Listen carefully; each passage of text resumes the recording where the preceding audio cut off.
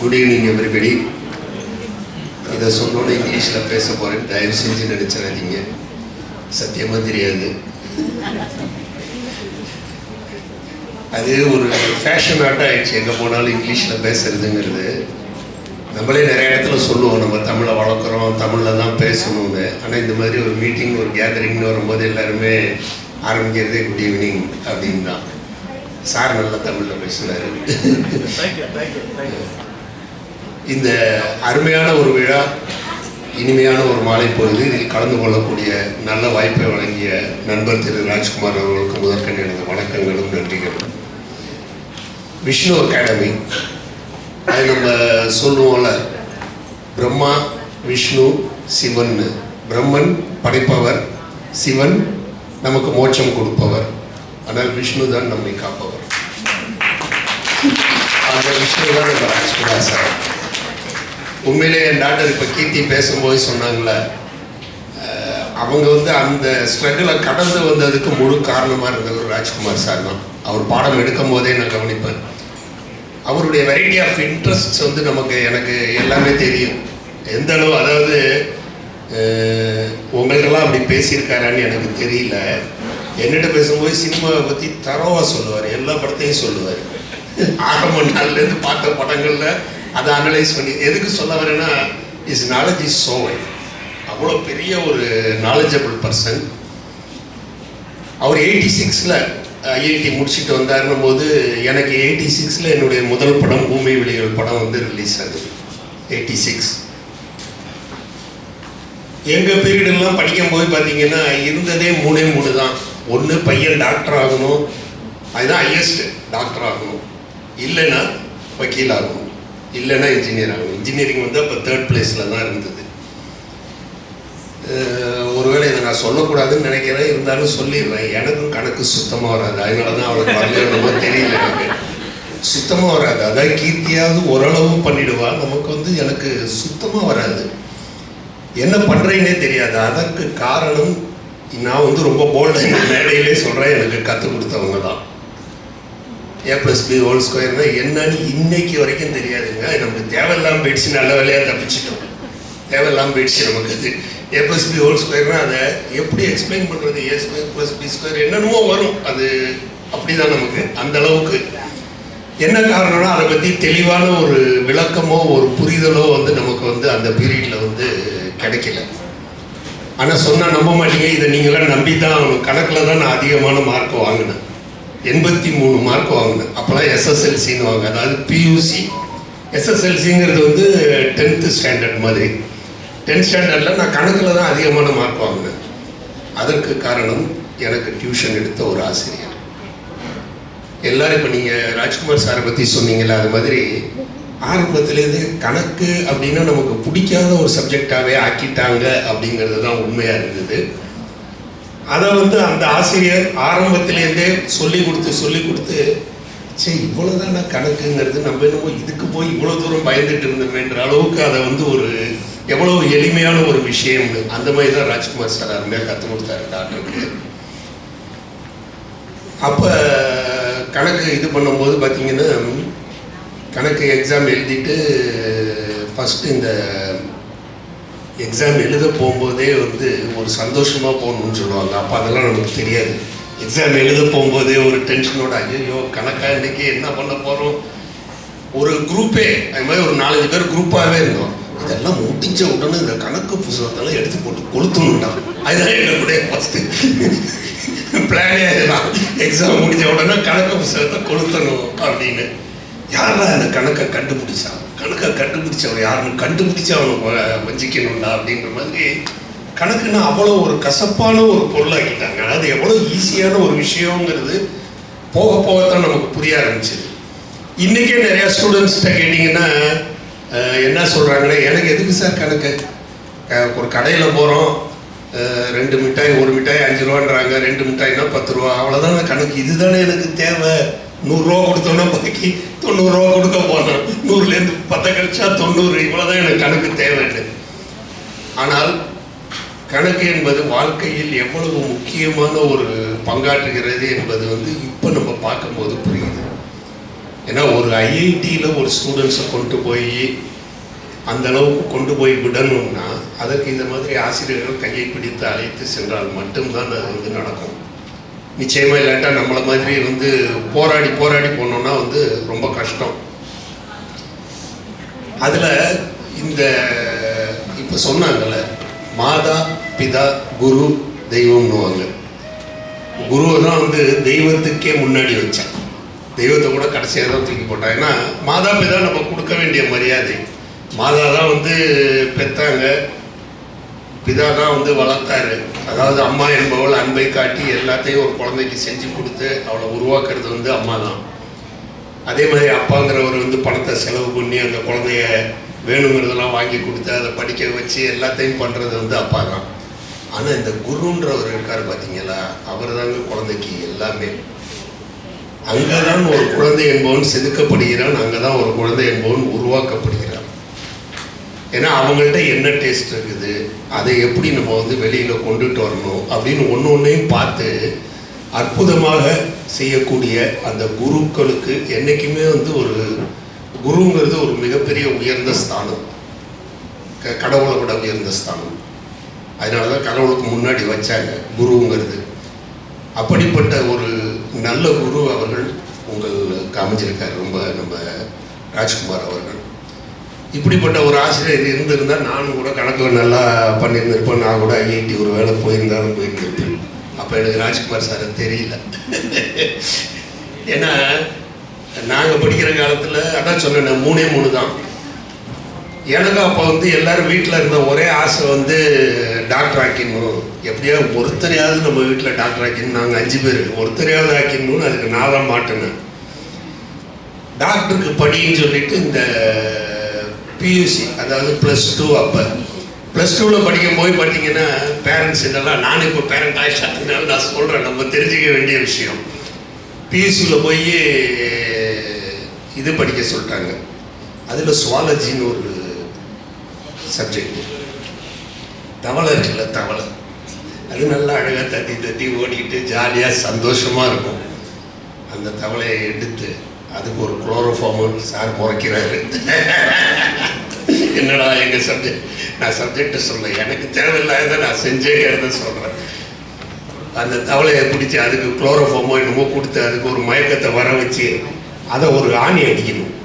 அடித்து கரெக்டாக அந்த ஹார்ட்கிட்ட ஏதோ வெட்டி தவளையோட ஹார்ட்டை மாத்திரம் காட்டுன்னா அது இத்தனோண்டு தவளையாக மாட்டுங்கிறது அது என்ன பண்ணுறதுனே நமக்கு தெரியாது.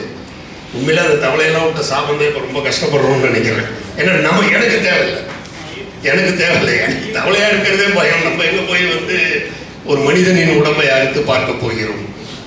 அது நீட்டு தேவையா இல்லையாங்கிறது நமக்கு தெரியல. ஆனால் நீட்டுக்கு இந்த மாதிரி இன்ஸ்டிடியூஷன்ஸ் வந்து கண்டிப்பாக தேவை இன்னைக்கு. அதனால தான் படிச்சுட்டு வந்து வெளியில் போக முடியும் அப்படிங்கிறது. ஸ்டூடெண்ட்ஸ் உங்களுக்கெல்லாம் சொல்லவே வேண்டாம், இந்த ஸ்டூடெண்ட்ஸை பற்றி பேரண்ட்ஸ் யாரும் கவலையே பட வேண்டாம். ஏன்னா இப்போ என் டாக்டர் பேசும்போது சொன்னாங்களே, என்னென்னமோ பண்ணிவிட்டு அப்போ வந்து நாட்டான்னு ஒரு கோர்ஸுன்னு நினைக்கிறேன், நாட்டா தானே மிஸ்டர், நாட்டா வந்து படிக்கிறான். எதுக்கு நாட்டா படிக்கணும்னா இன்ஜினியரிங் பொறுத்தான் படிக்கணும். நமக்கு தெரிஞ்ச இன்ஜினியரிங் என்னென்னா சினிமாவுக்கு நம்ம வர வைக்க வேண்டாம் அப்படிங்கிறதுல நான் ரொம்ப ஸ்ட்ராங்கான முடிவில் இருந்தேன். நம்ம தான் இவ்வளோ கஷ்டப்படுறோம், எதுக்கு இவங்களும் சினிமாவுக்கு வந்து கஷ்டப்படணும் அப்படின்னு. நாட்டா கோர்ஸ் எல்லாம் போனப்ப அப்போ போகும்போது கூட என் மனதில் இப்படி ஒரு ஆசை இருக்குங்கிறத அவர் சொல்லவே இல்லை. அந்த கோர்ஸ் எல்லாம் முடிச்சுட்டு அடுத்து லாஸ்ட்டாக வந்து இன்டர்வியூ அப்படின்னு வருது. ஆர்கிடெக்சர் கோர்ஸுக்கு போட்டிருக்கோம், அதுக்கு இன்டர்வியூன்னு வருது. இன்டர்வியூக்கு முதல் நாள் சொல்கிறேன், no I won't go for the interview. ஏமா, மை பேஷன் இஸ் டைரக்ஷன். அப்போ தான் ஃபஸ்ட்டு டைம் சொல்கிறேன், மை பேஷன் இஸ் டைரக்ஷன். எனக்கு புரியல ஒரு நிமிஷம், என்ன எதுக்கு பண்ணி இந்த கோர்ஸ் எல்லாம் பண்ணுங்க அப்படின்னு. அதுக்கு ரொம்ப அருமையாக ஒரு வார்த்தை சொன்னேன், இது உங்களுக்கு தான், நீங்களாம் புரிஞ்சுக்கணும். ரொம்ப அருமையாக ஒரு வார்த்தை, என்ன மடக்கின வார்த்தை அது. என்ன சொன்ன, இத்தனை நாள் நீ சொல்லவே இல்லையே. இல்லை, இன்றைக்கும் சொல்லலைன்னா இன்னுமே என்னால் சொல்லவே முடியாமல் போயிடும், அதனால தான் சொல்கிறேன் அப்படின்னு. யோசிச்சு பாருங்க, இன்றைக்கி சொல்லலைன்னா உண்மை அப்படி தான், சொல்ல முடியாமலே போயிருந்துருக்கும்.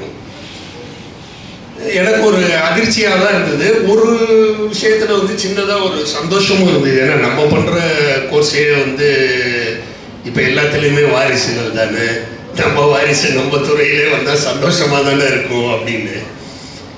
ரொம்ப இன்னைக்கு உண்மையிலே என்னை கேட்டால் அவள் பல விஷயங்களில் வந்து சாதித்த பிறகு பல இடங்களில் வந்து அவளை பற்றின ரிப்போர்ட்டு நம்மளுக்கே வரும்போது அவளை வாலியன்றாக கொண்டு போய் கஷ்டப்பட்டு ஒரு நாட்டா கோர்ஸ்லாம் படித்ததுனால நம்ம வந்து ஆர்கிடெக்சரில் திணிச்சு இருந்தோன்னா எவ்வளவு பெரிய தவறை நான் செய்திருப்பேன் என்பதை இன்று நான் உணர்கிறேன். ஏன்னா அந்த அளவுக்கு வந்து அவளுடைய அந்த டேஸ்ட்டுக்கு இன்றைக்கி வந்து அதை ப்ரூவ் பண்ணிகிட்டு இருக்காப்புல வெளியில் கொண்டுட்டு வந்து. அதுக்கு ஒன் ஆஃப் த ரீசன் நம்ம ராஜ்குமார் சார். ஏன்னா பாடத்தை மாத்திரம் சொல்லி கொடுத்துட்டு போயிடுறது ரொம்ப ஈஸி, ரொம்ப ஈஸி பாடம். நீ நம்ம ஸ்கூல்லலாம் நிறைய பேர் பார்ப்போம்ல. இன்றைக்கி நான் சேலஞ்சிங்காக சொல்கிறேன், ஏதாவது ஒரு ஸ்கூலில் போய் யாராவது ஒரு டீச்சர்கிட்ட உன் கிளாஸில் இருக்கிற அத்தனை ஸ்டூடெண்ட்ஸோட பேரையும் சொல்லுங்கள் சார், அவன் யாருன்னு ஐடென்டிஃபை பண்ணுங்கன்னு கேட்க ஒருத்தரால் கூட முடியாது. ஆனால் இப்போ நம்ம ராஜ்குமார் சாரை கேட்டால் இங்கே இருக்கிறவங்க எல்லாரும் ஐடென்டிஃபை பண்ணுவாங்க. என்னென்ன ஆசிரியர் பணி என்பது அப்படி ஒரு இதாகிடுச்சு. நான் படிக்கிற காலத்தில் படித்து முடிச்சுட்டு எனக்கு வந்து சொந்த ஊர் வந்து கும்பகோணம்னு தஞ்சாவூர் பக்கத்தில். அங்கே போய் படித்து முடிச்சுட்டு ஒரு தடவை சுவாமிமலைன்னு ஊருக்கு போகும்போது எங்களுடைய பழைய ஆசிரியர் ஒருத்தர் வந்து அங்கே தற்செயலாக பார்க்க நேர்ந்தது. அவர் பார்த்தோன்னா எல்லாரும் வணக்கம் சந்தோஷம்னு. உண்மையிலே அவருக்கு யார் என்னங்கிறது கூட தெரியல நம்மளை. இதுதான் ஆசிரியருக்கு கிடைக்கக்கூடிய மகிழ்ச்சியும் ஒரு பெருமையும். ஏன்னா அந்த ஜாப் வந்து ஈக்குவலன்ட் டாக்டர் அந்த அளவுக்கு தான் நம்ம சொல்லணும். டாக்டர் தான் உயிர் கொடுக்குறாரு, உயிரை காப்பாற்றுறாருன்னு. ஆளையே காப்பாற்றுறது வந்து ஆசிரியர்கள் தான். டாக்டருக்கு மேலே இருக்காங்க.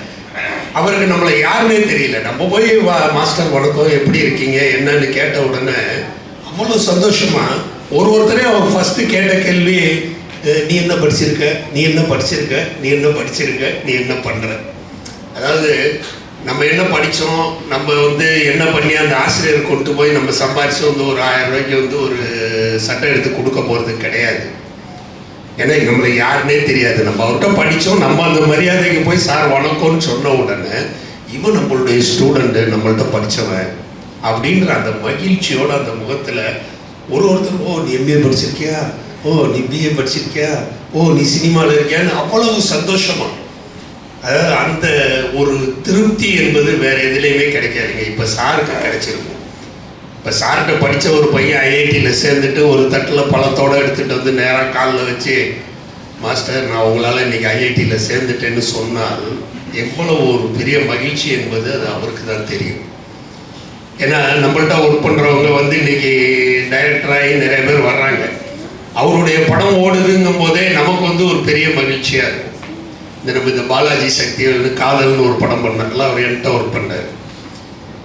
எதுக்காக இதை சொல்கிறேன்னா அவருடைய பேஷன் சினிமா. ஆனால் சினிமாவே என்னன்னு தெரியாது. என்கிட்ட வந்தோடனே ஃபஸ்ட்டு அவர் சொன்னது, நான் வந்து ஃபிலிம் இன்ஸ்டியூட்டில் படிச்சிருக்கேன் சார் அப்படின்னாரு. அந்த கதையெல்லாம் அவர் பின்னாடி சொன்னார். ஃபிலிம் இன்ஸ்டியூட்டில் படிச்சிருக்கேன், நான் வந்து ஷூட்டிங்க்கு கிளம்பிட்டு இருக்கேன், அர்ஜென்ட்டு, சரி வாங்க அப்படின்னு அழைச்சிட்டு போயிட்டேன். ஷூட்டிங் ஸ்பாட்டுக்கு வந்து மெல்ல சொல்கிறாரு, சார் நான் ஃபிலிம் இன்ஸ்டியூட் இல்லை சார், அப்படி சொன்னால் தான் நீங்கள் சேர்த்துக்குவீங்கன்னு நான் சொன்னேன் சார் அப்படின்னு. ஏன்னா அவருடைய ஆசை சினிமாவில் வர வேண்டும் என்பது. இன்றைக்கி அவர் வந்து சொல்லப்போனால் என்னையும் தாண்டி ப்ரூவ் பண்ணிட்டார். காதல்ன்ற அந்த ஒரு படமே போதும் அவருடைய பெயரை சொல்வதற்கு. ரொம்ப மகிழ்ச்சியாக இருந்தது. என்னென்னா அதை வந்து அவங்க கற்றுக்கிட்டாங்க. அவர் வந்து தேடி பிடிச்சி அதான் சொல்லும் போய் சொன்னார், நீங்கள் சொல்லலைன்னா நீங்கள் அழைச்சிட்டு போயிருக்க மாட்டீங்க சார், உங்கள்கிட்ட இருந்தது எனக்கு பல விஷயங்கள், நான் உங்கள்கிட்ட சேரணும்னு நினச்சேன், அதுக்காக தான் நீங்கள் கடைசியாக கிளம்புற அன்னைக்கு, அவுட்டோர் கிளம்புற அன்னைக்கு நான் வந்து ஜாயின் பண்ணேன். 2 நாளைக்கு முன்னாடி இருந்தால் நீங்கள் வெரிஃபை பண்ணியிருப்பீங்க, நீ ஃபிலிம் இன்ஸ்டியூட்டா, யாரா, எந்த வருஷம் படித்தேன்னு. லாஸ்ட் மினிட்ல வந்து சேர்ந்தேன். எதற்காக சொல்கிறேன் என்றால், உங்களுடைய கோல் என்னவோ எப்படியாவது அதை பர்சியூ பண்ணுங்க. நீங்கள் அதுக்கு வந்து எந்த வகையிலையும் பயப்பட வேண்டாம். பேரண்ட்ஸ்கிட்ட சொல்கிறதுக்கோ, பேரண்ட்ஸ் எல்லாருக்கும் நான் சொல்கிறேன். இப்போ என் பொண்ணு தான் எனக்கு பெஸ்ட்டு எக்ஸாம்பிள். என்னென்னா என்னை வச்சு நான் சொல்கிறேன், மற்றவங்க தப்பாக எடுத்துக்க வேண்டாம். நம்மளை விட அவங்க புத்திசாலியாக இருக்காங்க எல்லோரும் தான். நீங்கள் உங்களை தான் சொல்கிறேன். நீங்கள் எல்லோரும் வந்து உங்கள் பேரண்ட்ஸோட புத்திசாலின்னு சொல்கிறீங்க, என்னை வச்சு உதாரணமாக வச்சு சொல்கிறேன். ஏன்னா கிளியராக இருக்காங்க, ரொம்ப கிளியராக இருக்காங்க. நான் என்ன ஆக போகிறேன், நான் எப்படி வருவேன், அதில் நான் எந்த அளவு ஷைன் பண்ணுவேன், எப்படி நான் வந்து நிற்பேன்னு.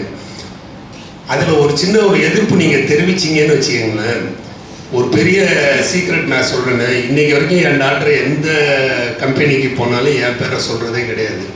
இன்னாருடைய டாக்டரு நான், ஏன்னா நானும் சினிமாவில் தான் இருக்கேன் கிட்டத்தட்ட 40 வருஷமாக. சார் நானும் ஒரே கேட்டகரி தான். சார் வந்து ஐஐடி முடிக்கும் போது எனக்கு ஃபஸ்ட்டு படம் ரிலீஸ் ஆகுது 86.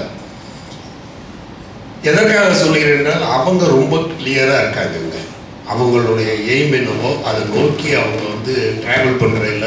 யங்ஸ்டர்ஸ் ஆர் வெரி கிளியர், ரொம்ப தெளிவாக இருக்காங்க. அதை பற்றின சிந்தனைகளும் அவங்களுக்கு கிளியராக இருக்குது, கிளாரிட்டியும் இருக்குது. ஆனால் ஒரே ஒரு விஷயம் நான் சொல்லக்கூடாதுன்னு நினைப்பேன். இப்போ நானே நிறைய இடத்துல போனால் சொல்கிறேன், நான் சொல்லுவேன் நல்லா படி அப்படின்ற வார்த்தையை சொல்லவே கூடாதுன்னு நான் என் மைண்ட்லேயே வச்சுக்கிட்டே இருப்பேன். ஏன்னா அதுதான் வந்து ஒரு ஸ்டூடெண்ட்ஸ் அடிக்கடி கேட்குற வார்த்தை, நல்லா படி நல்லா படி நல்லா படி. இதை எத்தனை தடவை வாழ்க்கையில் நம்ம கேட்கறதுன்ற அளவுக்கு அவங்களுக்கு வெறுத்தே போயிடும் நல்லா படின்ற வார்த்தை. அது சொல்லவே கூடாது. நானும் இப்போ முடியல. நானே போனால் என்னம்மா படிக்கிற, +2வா, சரிம்மா நல்லா படிம்மா, அதை சொல்லிட்டே சொல்கிறேன். நான் சொல்லக்கூடாதுன்னு நினைக்கிறேன், வேறு வழி இல்லைம்மா.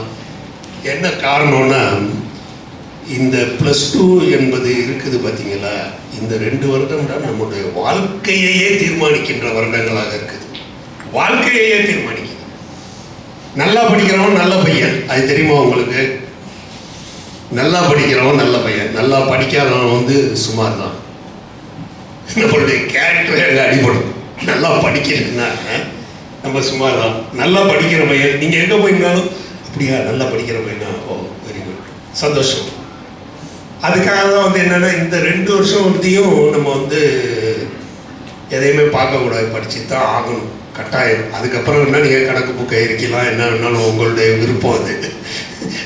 அது வரைக்கும் நீங்கள் வந்து கஷ்டப்பட்டு படித்து தான் ஆகணும். அருமையான ஒரு மாஸ்டர் உங்களுக்கு கிடைச்சிருக்காரு.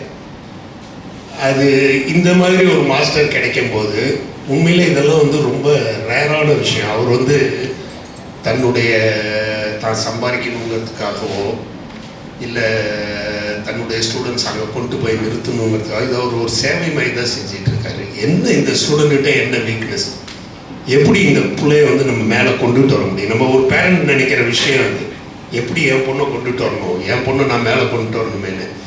அப்படி ஒரு தன்னுடைய ஸ்டூடெண்ட்டாக நினச்சி, தன்னுடைய சொந்த குழந்தைகளாக நினைத்து பாவித்து இன்றைக்கி வரைக்கும் அவர் செயல்பட்டு இருக்காரு. இப்படி ஒரு நல்ல மாஸ்டர் கிடைச்சிருக்காரு.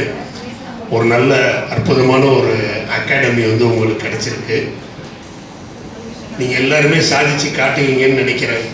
நீங்கள் தான் பதில் சொல்லணும். காட்டுவீங்களா? எத்தனை பேர் போவீங்க ஐஐடி? சும்மா போல்டா சொல்லுங்க, போகிறோம் போல. அது அடுத்த இதை நான் வந்து பார்க்காம போகிறேன், எல்லாருமே இருக்கணும் நான் போகிறேன்னு. அந்த துணிச்சல் இருந்தால் மட்டும்தான் நாம் ஜெயிக்க முடியும். துணிச்சல்ங்கிறது வாழ்க்கையில் ரொம்ப முக்கியம். துணிச்சல் தான் முக்கியம். துணிச்சல் இருந்தால் எதில் வேணாலுமே நீங்கள் ஜெயிச்சுட்டு வந்துடலாம், ரொம்ப ஈஸியாக ஜெயிச்சுட்டு வந்துடலாம். துணிச்சல் இல்லைன்னா கஷ்டம். நான் கூட சினிமாவுக்கு வரணும்னு சினிமாவுக்கு நான் படித்தேன். 3 வருஷம் வந்து திரைப்பட கல்லூரியில் சேர்ந்து 3 வருஷம் ஆஃப்டர் டிகிரி முடித்த பிறகு வந்து நான் வந்து இதுக்கு படித்தேன்.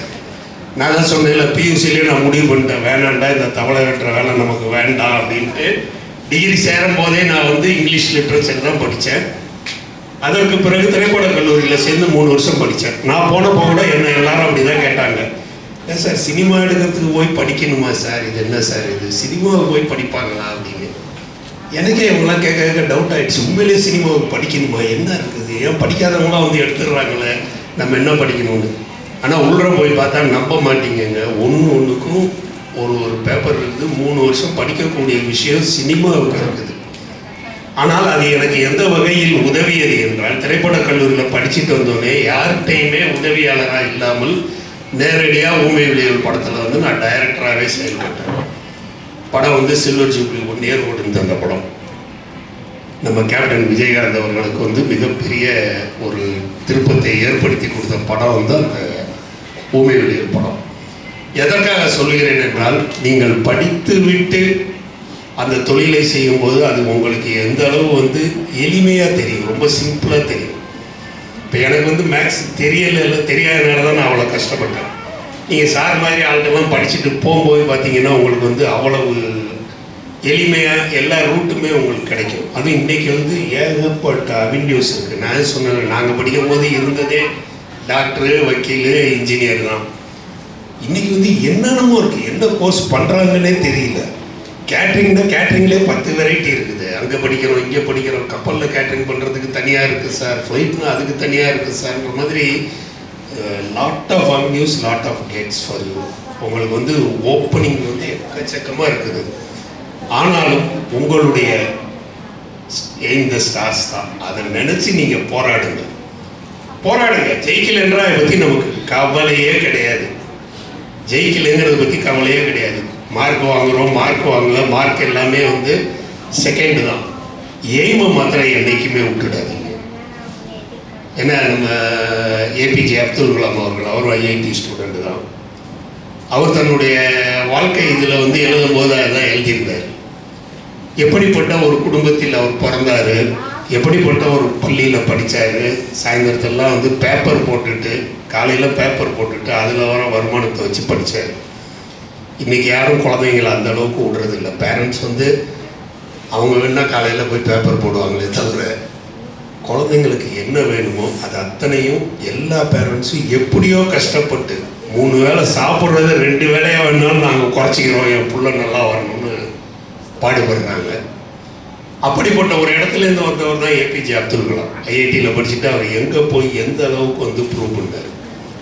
அவருக்கு வந்து இந்த ஸ்டூடெண்ட்ஸ்கிட்ட பேசும்போது, சின்ன பசங்கள்கிட்ட பேசும்போதெல்லாம் ஒரு மகிழ்ச்சி.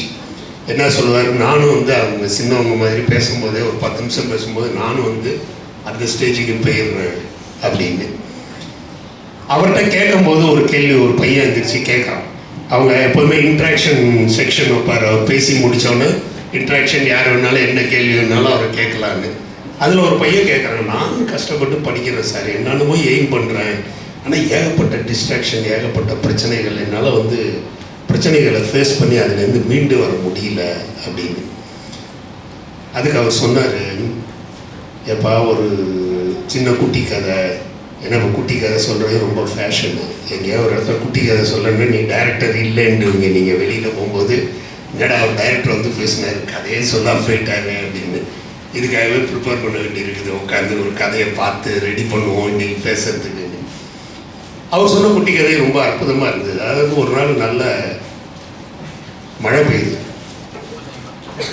மழை பெய்யும் போது பறவைகள் எல்லாம் பறந்துட்டு இருக்குது. பறவைகள்லாம் இறை தேடிட்டு இருக்கிற நேரத்தில் ஹெவியான மழை. என்ன பண்ணுறதுன்னு தெரியல பறவைகளுக்கு. டக்குன்னு இந்த காக்காயெல்லாம் என்ன பண்ணுது, குருவிகள்லாம் போய் அதனுடைய கூட்டில் போய் அடைஞ்சிடுச்சு. சில பறவைகள் தங்களுடைய கூடுகள் தூரத்தில் இருந்தாலும் நம்ம அந்த தூரத்தில் இருக்கிற கூடுக்கு நம்ம போவோம் அப்படின்னு அந்த கூட்டை நோக்கி அந்த மலையிலே பறந்து போகுது, வேகமாக போகுது. ஒரே ஒரு கழுகு மாத்திரம் உட்காந்து யோசிக்குது, மலையில் நனைஞ்சிட்டே யோசிக்குது. இப்போ நீங்கள் இருக்கிற பொசிஷன் மலையில் நனைஞ்சிட்டே யோசிக்கணும். மலையில் நனைஞ்சிட்டே அந்த கழுகு யோசிக்குது, என்னடா இது மழை பெய்யுது, இவங்கெல்லாம் டக்குன்னு வீட்டுக்கு போயிட்டாங்க, நம்ம வீடு இங்கே பக்கத்துலேயும் இல்லை, இவங்கெல்லாம் வீட்டுக்கு பறந்து போயிட்டுருக்காங்க, நம்ம இன்னும் சாப்பிடவும் இல்லை, இறை தேடி வேற ஆகணும், என்ன பண்ணுறது அப்படிங்கும்போது அதற்கு ஒரு துணிச்சல் வருது. அந்த மாதிரி நேரத்தில் தான் நமக்கு துணிச்சல் வரும். மலையில் நனைஞ்சிட்டு யோசிக்கும் போது தான் உங்களுக்கு அந்த துணிச்சல் வரும். ஒரு முடிவு பண்ணுது, இந்த மழை எங்கேருந்து தான் வருது, இது என்ன மழை, எங்கேருந்து பெய்யுது, இதை பார்த்துருவோமே அப்படின்னு. மழை என்பது அந்த மேக கூட்டத்தோட தான். மேகத்தை தாண்டிட்டிங்கன்னா உங்களுக்கு மழை கிடையாது. இது முடிவு பண்ணிடுச்சு, இந்த மழை எங்கேருந்து வருது, நம்ம போய் பார்த்துட்டு தான் இன்றைக்கி சாப்பிட்றதுன்னு. பறக்குது பறக்குது பறக்குது, ஒரு ஸ்டேஜ் தாண்டி போகுது, மழை பெஞ்சிக்கிட்டே இருக்குது, முடியல, ஸ்ட்ரென்த்து தேவைப்படுது. இதான் நமக்கு பிரச்சனைகள் என்ன தேவைப்படும், ஸ்ட்ரென்த்து தேவைப்படும். நம்ம படிச்சுக்கிட்டே இருக்கும்போது பல பிரச்சனைகள் வரும், பல சிக்கல்கள் வரும். ஏற்கனவே மழை பெஞ்சிட்டு இருக்குது, அதுவே பெரிய பிரச்சனை. இதில் வேற இந்த பிரச்சனை வேற, பல பிரச்சனைகள்.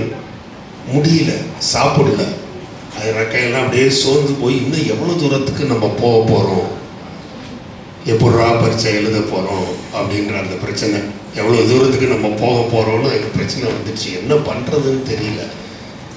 அந்த நேரத்தில் தான் அதுக்கு பயங்கரமான ஒரு துணிச்சல் வருது. விடக்கூடாது, உங்களுக்கு வர வேண்டிய துணிச்சல் அதுதான். விடக்கூடாது. மழையாவது, ரெக்கையாவது, சோர்வாவது, சாப்பிட்டமாவது, சாப்பிடலையாவது, எதை பற்றியும் கவலை இல்லை, இதை நம்ம நீ பார்த்தே தீரணும், அடைந்தே தீர வேண்டும் என்ற அந்த ஆசை, அந்த வெறி, அந்த லட்சியம் அது. அந்த லட்சியம் வரணும் நமக்கு. லட்சியத்தோடு அது பறக்குது வந்துடுச்சு. மேலே வந்து பார்த்தா க்ளவுட்ஸ் உள்றப்போ வந்து மேலே வந்து பார்க்குது, மழை கீழே பிஞ்சிட்டு இருக்குது. பிரச்சனையை தாண்டி விட்டீர்கள்னால பிரச்சனை ஒரு காலுக்கு வந்துடும். நம்ம நினச்சிட்டு இருக்கோம் பிரச்சனை நம்ம தலையில் இருக்குன்னு. அது அந்த க்ளவுட்ஸை தாண்டினோடனே பார்த்தீங்கன்னா மழை வந்து அது காலுக்கு கீழே வந்துடுச்சு. கீழே இருக்குது அப்படியே பார்க்குது, ஓஹோ பிரச்சனைங்கிறது இவ்வளோதானா. நம்ம என்னமோ ஃபஸ்ட்டு அண்ணாந்து பார்த்து ஐயோ எங்கேயோ இருக்குது, என்னடா இது இந்த மலையில் என்ன பண்ண போகிறோம்னு நம்ம நினச்சோம். பறந்து தாண்டி வந்த பிறகு அந்த பிரச்சனை ஒன்றுமே இல்லாமல் காலுக்கு கீழே வந்துடுச்சு. இவ்வளோதாங்க லைஃப். நீங்கள் இருக்க வேண்டியது கழுகாக இருக்க வேண்டும். பிரச்சனைகள் வந்துக்கிட்டே தான் இருக்கும். பிரச்சனையோட உச்சம் என்னன்னு பார்த்தா அந்த பிரச்சனையை தாண்டி நின்று நீங்கள் செய்ய வேண்டிய வேலையை செய்யுங்க. அதுக்கப்புறம் அந்த பிரச்சனையில் அந்த மலைக்கு மேலே இருந்தே பார்த்து எங்கே இறை இருக்குன்னு தேடி கொண்டு போய் இறங்கி எடுத்துட்டு மறுபடியும் மேலே வந்துடுச்சு. மற்றவங்களாம் சாப்பிடாம போய் கூட்டில் அடைஞ்சாங்க, சாப்பிடாம வீடை நோக்கி பறந்து போனாங்க. ஆனால் இது சாப்பிட்டுட்டு மலையையும் தாண்டி ஒரு சாதனையாளனா வெளியில் வந்துடுச்சு. இவ்வளோதான் அப்துல் கலாம் சொன்ன கதை. நான் சொல்ல ரொம்ப சிம்பிளான எளிமையான கதை. நம்ம பறக்கணும், நம்மளுடைய லட்சியத்தை நம்ம அடையணும். அந்த லட்சியம் வந்து எங்கே இருந்தாலும் சரி அதை நோக்கி நம்ம பறக்கணும். அப்படி நீங்கள் பறக்கும் போய் பார்த்தீங்கன்னா பல பிரச்சனைகள் வரும். தாண்ட ஒவ்வொரு பிரச்சனையும் பார்த்தீங்கன்னா கீழே போயிடும், காலுக்கு போயிடும். தலைக்கு மேலே இருந்த பிரச்சனை காலுக்கு கீழே போயிடும். தாண்டிகிட்டே நீங்கள் பாட்டுக்கு போயிட்டே இருப்பீங்க. உங்களுடைய வளர்ச்சியை யாராலும் தடுக்க முடியாது, யாராலும் நிறுத்த முடியாது. ஆனால் இது எல்லாத்துக்கும் என்னென்னா முயற்சி வேணும். முயற்சி இல்லாமல் நம்ம எதையுமே வந்து சாதிச்சிட முடியாதுங்க. முயற்சி இல்லாமல் சாதிச்சிடவே முடியாது. இன்னும் வந்து உங்கள் ஸ்டேஜில் இருக்கும்போது இப்போ நீங்கள் எல்லோரும் என்ன நினைப்பீங்கன்னு என்ன கேட்டிங்கன்னா நான் ஒருத்தரையும் மைண்டில் என்ன வச்சுருப்பீங்கன்னு என்னால் சொல்ல முடியும். அவ்வளோ ஈஸியாக எனக்கு தெரியும். என்னடா இவன் வந்தான் பேசிட்டு உட்காந்துருவான்னு பார்த்தா இவன் பாட்டு என்னென்னமோ நமக்கு அட்வைஸ் பண்ண ஆரம்பிச்சிட்டான் அப்படின்னு நினைப்பீங்க. நான் அட்வைஸாக பண்ணல, ஒரு ஃப்ரெண்ட்லியாக சொல்கிறேன். இந்த 3 வருடங்கள் நம்மளுடைய வாழ்க்கையை நிர்ணயிக்கிறவர்கள். வாழ்க்கையே நமக்கு இதுதான். இந்த 3 வருஷம்தான், 10th 11th +1 +2 இது 2 மாத்திரம் நீங்கள் கரெக்டாக பண்ணிட்டீங்க. ஏன்னா நீங்கள் நல்ல ஒரு வாத்தியாரை வச்சுட்டு நீங்கள் பண்ணாமல் இருக்கக்கூடாது. இப்போ எனக்கு கிடைக்கல, எனக்கு கிடைச்சிருந்தாலும் நான் நீங்கள் நிச்சயமாக ஒரு ஐஐடி ஸ்டூடெண்ட்டாக இருந்திருப்பேன். போல்ட நான் சொல்கிறேன், நான் ஐஐடி ஸ்டூடெண்ட்டாக போயிடுவேன்னு சார்ட்ட படிச்சிருந்தேன். நீங்கள் சொல்ல மாட்டேங்கிறீங்களே, எல்லாரும் கையை தூக்க மாட்டேங்கிறீங்க. மேபி ஐஐடியை விட பெரிய லட்சியங்கள் வச்சிருக்கலாம். அதனால நல்ல ஒரு வாய்ப்பு, நல்ல ஒரு இதை நீங்கள் பயன்படுத்திக்கணும். உங்கள் பேரண்ட்ஸ் எல்லாருமே இவ்வளோ பேர் இவ்வளோ சந்தோஷமாக, அதாவது வந்து டியூஷனுங்கும் போது டியூஷனுக்கு நம்ம காசு கொடுக்குறோன்னு நினைக்கிற ஒரு பேரண்ட்ஸ் கூட நான் பார்த்துருக்கேன். இவனுக்கு படிக்க வைக்கிறதுக்கு இவ்வளோ செலவு பண்ண வேண்டியிருக்குது, அதுவும் இல்லாமல் வந்து டியூஷனுக்குன்னு வேறு இவ்வளோ ரூபா நம்ம கட்ட வேண்டியிருக்குன்னு. சார்கிட்ட காசும் கம்மி தான் எனக்கு தெரியும். ஏன்னா நானும் கொடுத்தேன், கம்மியாக தான் கொடுத்தேன். சார் ஆசிரியர் பணிக்கு நம்ம எப்படி காசு கொடுக்க முடியும்? எவ்வளோ காசு கொடுக்க முடியும் சொல்லுங்கள்? வாழ்நாள் பூரா அவரால் நம்ம முன்னேறிட்டோம்னா அவருக்கு பின்னாடி அவருக்கு ஆதரவாக நம்ம நிற்கணும். அது மட்டும்தான் நம்ம கொடுக்கக்கூடிய காசாக இருக்குமே தவிர இதுக்கு வந்து நம்ம காசே கொடுக்க முடியாது. இந்த கரண்ட் பில்லுக்கும் ஃபேன் பில்லுக்கும் தான் நம்ம கட்டுற காசு ஆகும். அதனால் அதை நினைத்து அவர்கள் பாடம் நடத்தவில்லை. நீங்கள் முன்னேறி வந்தீங்கன்னா, நான் சொன்னால எங்கள் மாஸ்டர் சந்தோஷப்பட்டார் கேட்டு. ஒருத்தரையும் சும்மா படிக்காதவங்களாம் சொன்னேன், நான் எம்ஏ படிச்சிருக்கேன் சார், நான் பிஏ படிச்சிருக்கேன் சார், நான் பிஎல் படிச்சிருக்கேன் சார். அவருக்கு சந்தோஷம். அவர் வந்து ஒரு 5 நிமிஷம் நம்ம சந்தோஷப்படுத்துகிறோம். அந்த அளவுக்கு வந்து உங்கள் மாஸ்டருக்கு நீங்கள் செய்ய வேண்டிய நன்றி கடன் அப்படின்னா, நன்றி கடன் எல்லாருக்குமே இருக்குது. அவர் உங்களுக்கு கற்றுக் கொடுத்துருக்காரு. அந்த குருவுக்கு நம்ம காணிக்கை கொடுத்தாலும் அந்த காணிக்கை என்பதென்றால் எல்லோரும் வாழ்க்கையிலே வென்று நீங்கள் என்னென்ன லட்சியத்தை நோக்கி யோசிக்கிறீங்களோ, என்னென்ன லட்சியத்தை அடையணும்னு ஆசைப்படுறீங்களோ, அது எல்லாத்தையும் நீங்கள் அடைஞ்சி அதை கொண்டு வந்து குரு காணிக்கையாக அவர் காலில் சமர்ப்பீங்க. அன்னைக்கு அவருடைய சந்தோஷத்தையும் அவருடைய மகிழ்ச்சியையும் பாருங்கள். இந்த அகாடமியில் இன்னைக்கு 33 இல்லையா? நீங்கள்லாம் முடிச்சுட்டு ஐஐடியெல்லாம் முடிச்சுட்டு ஒரு பெரிய லெவலுக்கு வர்றதுக்கு இன்னொரு 10 வருஷம் எடுத்துக்கோமா? 43. நானும் 10 வருஷத்தில் இருப்பேன். 43வது வருஷம் நானும் வர்றேன். இங்கேருந்து ஜெயிச்சுட்டு இப்போ உட்காந்துருக்கிறவங்க ஜெயிச்சுட்டு போனவங்க யாருன்னு வந்து எல்லாரும் வந்து மாஸ்டரை பற்றி பேசுகிறீங்க. ஓகேவா? சத்தமாக சொல்லுங்க. ஓகேவா? எல்லாரும் ஜெயிச்சுட்டு வந்து எல்லாரும் எங்கள் மாஸ்டர் அவரால் தான் நான் வந்தேன், எங்கள் மாஸ்டர் அவரால் தான் நான் இன்னைக்கு இப்படி நிற்கிறேன் கம்பீரமானு சொல்லணும். அதுதான்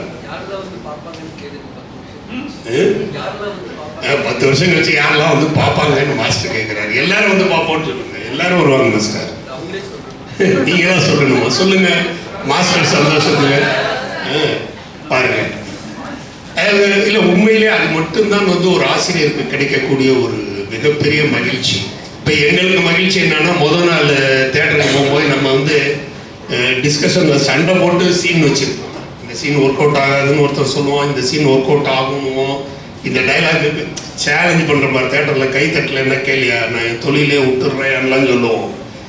அதே மாதிரி நம்ம போய் அந்த தேட்டரில் பார்க்கும்போது அந்த ஷாட்டுக்கு கை தட்டுவாங்க, அந்த டைலாகுக்கு கை தட்டிட்டாங்கன்னு வச்சுக்கோங்களேன், அதை விட சந்தோஷம் எதுவுமே கிடையாது. ஆனால் அப்படி நீங்கள் சந்தோஷம் அடையும் போது தான் உங்களுடைய ரெஸ்பான்சிபிலிட்டி வந்து அதிகமாகுது.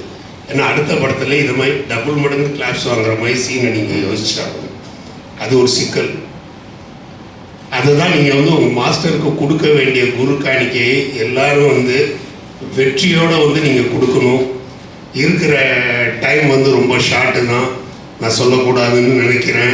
ஆனால் சொல்ல வேண்டிய மனசு சொல்லுது. நல்லா படிங்க, வேறு வழி இல்லை, கடந்துருவோம்.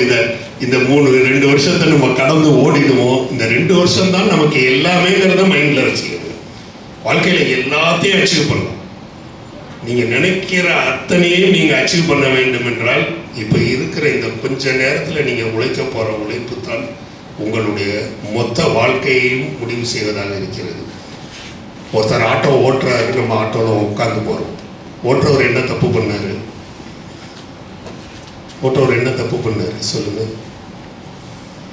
ஒருத்தர் ஆட்டோவில் உட்காந்து போகிறாரு, ஒருத்தர் வந்து பெரிய பென்ஸ் காரில் உட்காந்து போகிறாரு, ஒருத்தர் வந்து ஃப்ளைட்டில் போகிறாரு. ட்ரெயினில் நம்ம வந்து 2 நாள் கஷ்டப்பட்டு பாம்பே போகிறோம். ஒருத்தர் 1/2 மணி நேரத்தில் ஃப்ளைட்டில் ஏறி பாம்பேயில் போய் இறங்குறாரு. இந்த மாற்றங்கள் எல்லாம் எங்கே ஏற்படுகிறது என்பதை நீங்கள் யோசித்து பாருங்கள். இந்த 2 வருஷம்தான். நான் எக்ஸாஜரேட் பண்ணி சொல்லவே இல்லை. அப்படி ஒரு உடஞ்சி போய் எனக்கு வந்த மாற்றம் தான் இன்னைக்கு என்ன கொண்டு வந்து இங்கே ஒரு டைரக்டராக நிறுத்துங்க. உங்களுடைய லட்சியத்தை வந்து நீங்கள் அடைஞ்சே ஆகணும். அந்த லட்சியத்தை நோக்கி நீங்கள் பயணிச்சே ஆகணும். இருக்கிற காலம் வந்து ரொம்ப குறைவான காலம். மாஸ்டர் வந்து எல்லாத்துலேயும் ட்ரைனிங் கொடுத்துருப்பாரு. ஏன்னா அவர் கீர்த்தியையே மேக்ஸில் பாஸ் பண்ணி வச்சுட்டாரு. அதனால நல்லபடியாக ட்ரைனிங் கொடுத்துருப்பாருங்கிறது எனக்கு ரொம்ப பெரிய நம்பிக்கை. நீங்கள் அதை வந்து பயன்படுத்திக்கிட்டு நான் சொன்ன மாதிரி 43வது வருஷத்துக்கு நான் கண்டிப்பாக வருவேன். மாஸ்டர் இன்றைக்கி நீ சொல்லிடுறேன், நீங்கள் கூப்பிடணும் என்ன. இவங்க எல்லோரும் வந்து நான் ஜெயிச்சிட்டேன்னு வந்து வரிசையாக சொல்லணும். ஓகேவா? அதனால் இன்னையிலேருந்து முடிவு எடுத்துக்கங்க. எக்ஸாம் வரைக்கும் உங்களுடைய முழு குறிக்கோளும் முழு எண்ணமும் முழு நேரமும் எல்லாத்தையும் நீங்கள் செலவு பண்ணுறதுக்கு வந்து படிப்புல தான் இருக்கணும். ஏன்னா இப்போ நீங்கள் இந்த 2 வருஷத்தை கஷ்டப்பட்டுட்டோன்னு வச்சுக்கோங்களேன். சிலர் எனக்கெல்லாம் இப்போ இலையில வைக்கும் போதே கசப்பான பொருள் வச்சாங்கன்னா ஃபஸ்ட்டு அதை சாப்பிட்ருவேன். ஏன்னா அதுக்கப்புறம் நம்ம கொஞ்ச நாள் நிம்மதியாக இருக்கலாமே. அது எப்படா சாப்பிட போகிறோம் இது கசக்குமேன்னு நினச்சிக்கிட்டே இருக்கிறதுக்கு சாப்பிட்டுட்டோன்னு வச்சுக்கோங்க, நிம்மதியாக இருக்கலாம். அதுதான் இந்த 2 மாதம் உங்களுக்கு இருக்கிற டைம். படிங்க, நல்லா படிங்க. இவர் மாதிரி தெளிவான விளக்கத்தோடு கொடுக்கக்கூடிய மாஸ்டர் இருக்கிறனால எதை வேணாலும் டவுட் இருந்தாலும் திரும்ப கேளுங்க. கேட்கறது வந்து தவறுன்னு தயவு செஞ்சு நினைக்காதீங்க. தெரியாத விஷயத்தை கேட்டு தெரிஞ்சுக்கிறது என்றைக்குமே எங்கேயுமே யாருக்குமே தப்பு இல்லை. ஏன்னா நமக்கு தெரியலங்கிறதுனால தான் நம்ம நிறைய இடத்துல ஏமாற்றப்படுறோம். எல்லா விஷயத்தையும் நீங்கள் தெரிஞ்ச மாதிரி பேசுனீங்கன்னா அதுக்கே வந்து முன்னெல்லாம் வந்து ஒரு ஸ்கூட்டரையோ பைக்கையோ வந்து கொண்டு போய் நம்ம ஒரு ரிப்பேருக்கு விட்டோன்னு வச்சுக்கோங்களேன், அவன் பார்த்த உடனே சொல்லுவான். பைக்கை பார்த்துட்டு, சார் இது ஒன்றும் இல்லை சார், இந்த இது தான் அடைச்சிருக்கு, இதுங்க ஒரு 5 நிமிஷம் உட்காருங்க, நான் சரி பண்ணி கொடுத்துட்றேன், காசே இல்லாமல் சரி பண்ணி கொடுத்துருவான். இன்றைக்கி போகும்போது நம்மளை டெஸ்ட் பண்ணுவாங்க. நீங்கள் கொண்டு போய் விட்டோன்னே கேட்பான், எப்படி சார் ஆச்சு, எத்தனை நாளாக இருக்குது, புகை வருதா சார் பின்னாடி. நம்ம பார்த்தே இருக்க மாட்டோம். வண்டி ஓட்டும் போது நம்ம பின்னாடி எங்கே பார்க்குறோம், புகை வருதா வரலையான்னு. வருதா சார், புகை கொஞ்சம் ஜாஸ்தியாக வந்ததா சார்னு. இது எல்லாமே வந்து உங்களை செக் பண்ணுற விஷயம். நீங்கள் ஒரு டாக்டர்கிட்ட போங்க. பல இடங்களில் நீங்கள் ஃபேஸ் பண்ணலாம். என்ன சாப்பிட்டீங்க, என்ன மாத்திரை சாப்பிட்டீங்க, எத்தனை வருஷமாக இது இருக்குது, கண்ணை காட்டுங்க அப்படின்னு நமக்கு போக நமக்கு அப்படியே பயம் ஏறிட்டே போகும். என்னடா இது கண்ணை காட்டுன்றாரு, நம்ம கையை தானே காட்ட வந்தோம் அப்படின்ற மாதிரி. அது மாதிரி நமக்கு எல்லா விஷயங்களும் கொஞ்சம் கொஞ்சம் தெரிஞ்சிருந்ததுன்னு வச்சுக்கோங்களேன், நீங்கள் தப்பிச்சு வந்துடலாம். அதுதான் உங்களுடைய எக்ஸாம்ங்கிறது. இப்போ இந்த ஐஐடிக்கெல்லாம் போனீங்கன்னா எங்கள் பீரியடில் தான் ஃபஸ்ட்டு இந்த ஆப்டிடியூட் டெஸ்ட்டுங்கிறதே வந்தது. ஃபஸ்ட்டு அப்போ தான் ஆப்டிடியூட் டெஸ்ட்டுங்கிறதே நான் பார்க்குறேன். இப்போ ஆன்சரே கொடுத்து நம்மளை எழுத சொல்லுவாங்கன்னா, ஆன்சரே கொடுத்து எழுத சொன்னால் எல்லாம் ஈஸியாக நம்ம ஜெயிச்சுட்டு வந்துடலாமேன்னு. அங்கே போய் பார்த்தா இங்கி பிங்கி பாங்கி ஃபாதர் ஐடியா டாங்கி தான் ஆன்சருக்கு போட்டு போட்டு போட்டு பார்த்தா அதில் என்ன வருதோ, டாங்கி டைஸ் ஃபாதர் டைஸ்ன்னு என்ன முடியுதோ அங்கே டாங்கி போடு அப்படின்னா, தப்பாக இருந்தால் தப்பு, தப்பாக இருந்தால் மைனஸ் மார்க் வேறையும். அப்போ நான் தான் சொன்னேன், நல்ல வேலை இந்த மார்க்லாம் நீங்கள் வீட்டிலலாம் சொல்லியிருந்தா நான்லாம் -100 தாண்டி போயிருந்துருப்போம் போல இருக்குது அப்படின்னு. எதற்காக சொல்லிடுறேன்னா, உங்களுக்கு அது எல்லாத்துலேயுமே சாரே அருமையாக டெஸ்ட்டு வைக்கிறாரு. எல்லாத்துலேயுமே உங்களுக்கு எல்லாமே கிடைச்சிருக்கு. பேரண்ட்ஸும் அற்புதமாக உங்களுக்கு கொடுத்துருக்காங்க. இதுக்கு மேலே சாதிக்க முடியலன்னு சொன்னீங்கன்னா அது உங்களுடைய மிஸ்டேக்கு தான். சொல்ல மாட்டீங்கன்னு நினைக்கிறேன். எல்லாருமே சாதிச்சுட்டு 43ல் சந்திப்போம். நன்றி.